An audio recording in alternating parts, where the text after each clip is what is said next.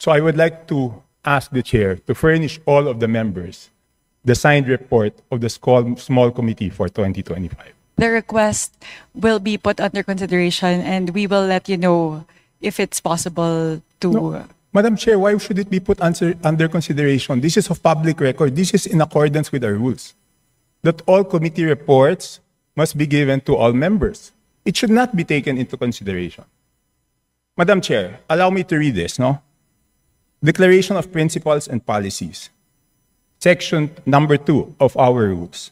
Public office is a public trust.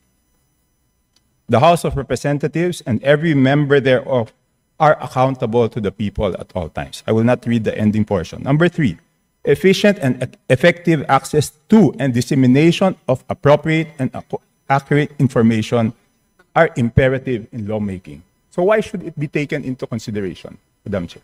This representation was not the appropriations chair at the time. So the person who's covering the jurisdiction of that particular document, that is a document within the purview of the 19th Congress. Given that we've now crossed over to the 20th Congress, we would need to consider that request. Madam Chair, that's not acceptable. This is public records.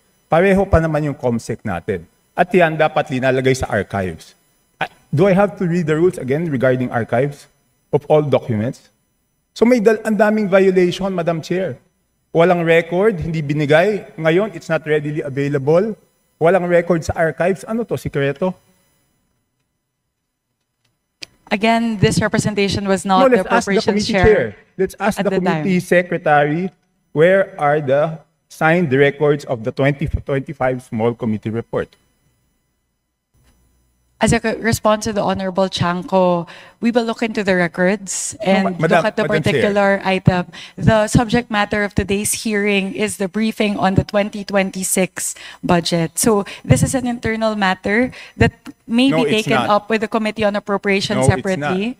So Madam Chair, starting Wednesday, tatanungin natin yung mga departamento, paano nila ginastos yung budget nila. Paano natin sila tatanungin kung paano nila ginastos yung budget nila kung hindi natin alam paano sila nabawasan at paano sila nadagdagan?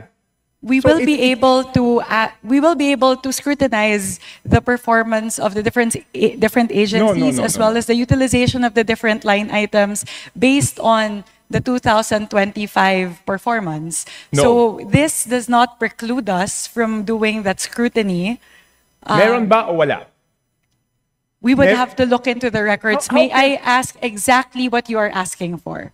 The small committee report of the 2025 budget. Let us just ask the COMSEC kung meron o wala. Kung meron, why was it not filed sa archives based on our rules 15 days after?